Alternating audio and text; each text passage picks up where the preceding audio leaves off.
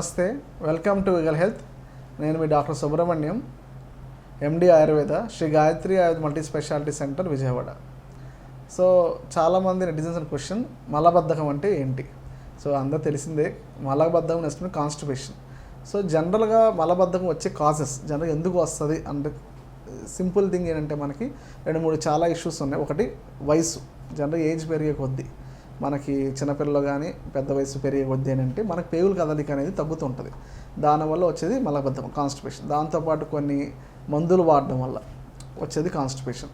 దాంతోపాటు మనకు కొన్ని స్పెసిఫిక్ డిసీజెస్ ఉన్నాయి, మనకి పార్కిన్సన్స్ అని చెప్పి కొన్ని న్యూరలాజికల్ డిజార్డర్స్ ఉంటాయి. వాటి వల్ల కూడా మనకి మలబద్ధకం ఏర్పడే ఛాన్స్ ఉంటుంది. ఇంకోటి ప్రెగ్నెన్సీలో జనరల్ ఆడవాళ్ళు వచ్చేది ప్రెగ్నెన్సీ ఇండ్యూస్గా ఉండే ఛాన్స్ ఉంటాయి. దాంతోపాటు పిల్లల్లో వచ్చేసరికి కొంతమంది జెనెటికల్గా అంటే తల్లిదండ్రుల ద్వారా జీన్స్ సంక్రమించిన దాంట్లో పేగులు కదలిక స్లోగా ఉంటుంది.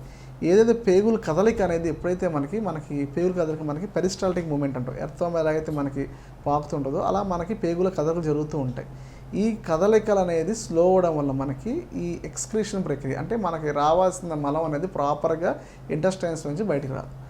అది ఎప్పుడైతే నిలబడిపోయినా లేదంటే అడ్డుపడినా లేదా ఎక్కువ ముఖ్యం ట్రై చేసినా అప్పుడు ఆటోమేటిక్గా మనకి పైల్స్ కానీ ఫిష్లా కానీ అంటే ప్రాబ్లమ్స్ ఏర్పడే ఛాన్స్ ఎక్కువ ఉంటాయి.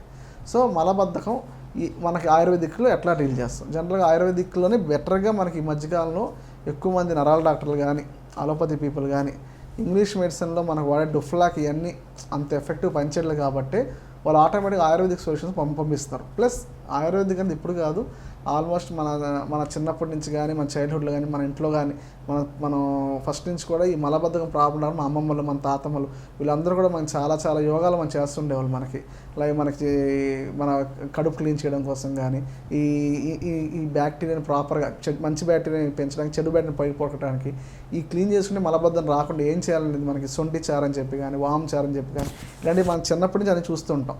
సో దీంతో పాటు మనకి కొంచెం ఇంకా మెడికల్ మేనేజ్మెంట్ ఏం కావాలంటే మనకు చాలా యోగాలు మనకి జనరల్ సింపుల్గా తీసుకుంటే మనం త్రిఫలా చూర్ణం చాలామంది ఈ రీసెంట్గా అందరూ వద్దన్న కూడా త్రిఫలా చూర్ణం వాడేస్తున్నారు నైట్ టైం మలబద్ధకం కోసం. అది దాంతోపాటు దానికంటే ఇంకా పనిచేయనప్పుడు ఇంకా బాగా క్రానిక్ కాన్స్టిపేషన్ బాగా క్రానిక్ ఇబ్బంది ఉన్నప్పుడు త్రిఫలా చూర్ణం ఇంకా వేరే కాంబినేషన్స్ చాలా ఉన్నాయి.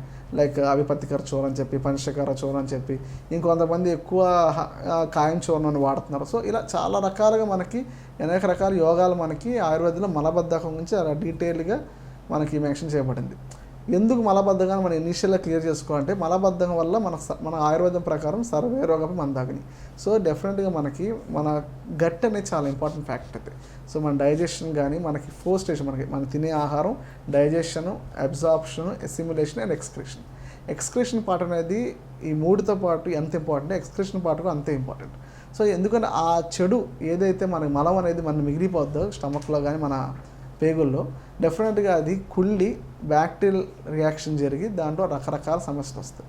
అది అంటే ఏమన్నా మనకి మనం చిన్న ఎలర్జీ ప్రాబ్లమ్స్ నుంచి పెద్ద క్యాన్సర్ ప్రాబ్లం కూడా మన ఇమ్యూన్ సిస్టమ్ని డీవేట్ చేసే ప్రాబ్లమ్స్ కూడా క్రియేట్ చేయొచ్చు. చెప్పడానికి చిన్న ప్రాబ్లంగా అనుకుంటాం, బట్ దానివల్ల ఎంతోమంది మేజర్ ఇష్యూస్తో కూడా బాధపడేవాళ్ళు మనకి ఆ చిన్న ప్రాబ్లమే లీడ్ చేయొచ్చు. సో మలబద్ధకాన్ని తేలిగ్గా తీసుకోమాకండి, మలబద్ధకాన్ని సీరియస్గా తీసుకోండి. కంపల్సరీగా డెఫినెట్గా కొంతమంది చెప్తారు పేషెంట్ నాకు 3 రోజులకు అయిద్దండి, కొన్ని 4 రోజులు అయిద్దండి, వారం అయిద్దని చెప్తారు.